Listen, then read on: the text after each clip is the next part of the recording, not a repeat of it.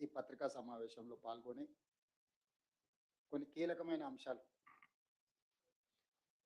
ఇది పార్టీలకో ప్రభుత్వానికో సంబంధించిన అంశం కాదు, ఇది దేశ ప్రజలకు సంబంధించిన అత్యంత కీలకమైన విషయము.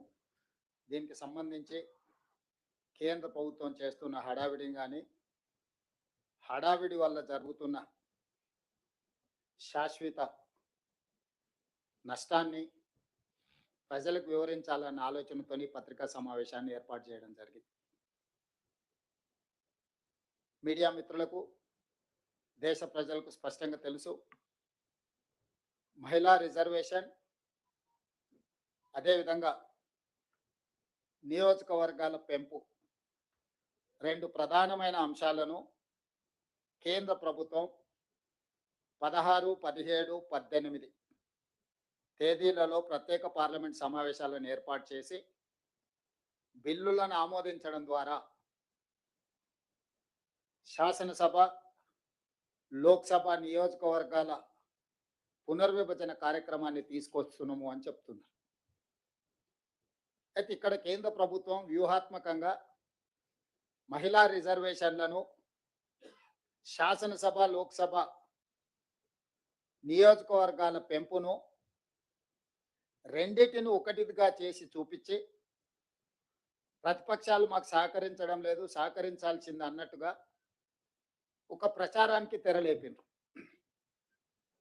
నేను ఈరోజు ఈ రెండు అంశాలను ఒకదానికి ఒకటి సంబంధం లేనిది, ఏ దానికి అదే చాలా ప్రాధాన్యతతో కూడుకున్న అంశము, ఈ రెండింటిని విడదీసి రెండింటిని వేరువేరుగా చర్చించుకొని రెండింటిని అమలు చేయడానికి అవసరమైన విధి విధానాలను ఏ విధంగా రూపొందించుకోవాలనో ఒక సూచన, ఒక అవగాహనతో కూడుకున్న అంశాలను నేను ఈరోజు ఈ పత్రికా సమావేశంలో ప్రస్తావించదలుచుకున్నాను.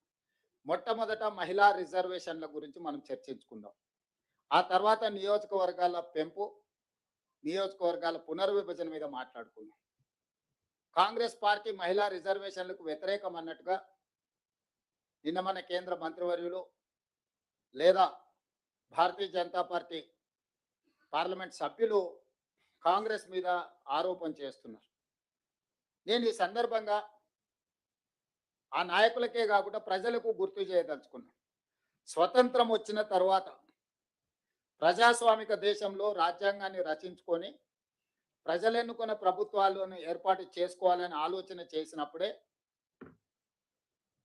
పురుషులతో పాటు మహిళలకు సమానమైన ఓటు హక్కును మొట్టమొదట ఈ దేశంలో ఇచ్చిందే కాంగ్రెస్ పార్టీ. అప్పటికే ప్రపంచంలో చాలా దేశాలలో మహిళలకు ఓటు హక్కు కానీ, మహిళలకు కనీస గౌరవం కానీ దక్కని పరిస్థితుల్లో స్వతంత్ర భారతదేశంలో కాంగ్రెస్ పార్టీ మొట్టమొదట మహిళలకు ఓటు హక్కును ఇచ్చి పురుషులతో పాటు మహిళలకు సమానమైన అవకాశాలు కల్పించి రాష్ట్రంలో కానీ దేశంలో కానీ ఏర్పడబోయే ప్రభుత్వాలు మహిళలను నిర్ణయం తీసుకునే అవకాశము, అధికారము కాంగ్రెస్ పార్టీ కల్పించింది. ఆ తర్వాత దేశ ప్రధానమంత్రిగా, ఈ దేశానికి రాష్ట్రపతిగా, లోక్సభ స్పీకర్గా, వివిధ రాష్ట్రాలలో ముఖ్యమంత్రులుగా, వివిధ రాష్ట్రాలకు గవర్నర్లుగా చాలా రాజ్యాంగబద్ధమైన పదవులలో మహిళలకు అవకాశం కల్పించిన పార్టీ కాంగ్రెస్ పార్టీ.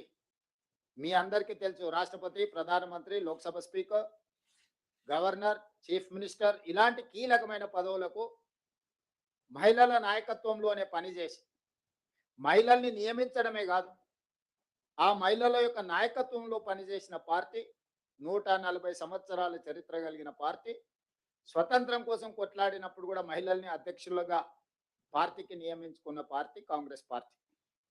అంత గొప్ప చరిత్ర కలిగిన కాంగ్రెస్ పార్టీ స్థానిక సంస్థల్లో మహిళలకు రిజర్వేషన్లు ఉండాలి అని రాజీవ్ గాంధీ గారు ఈ దేశంలో అమలు చేసి, ఆ తర్వాత చట్టసభలలో కూడా మహిళలకు రిజర్వేషన్లు ఉండాలి,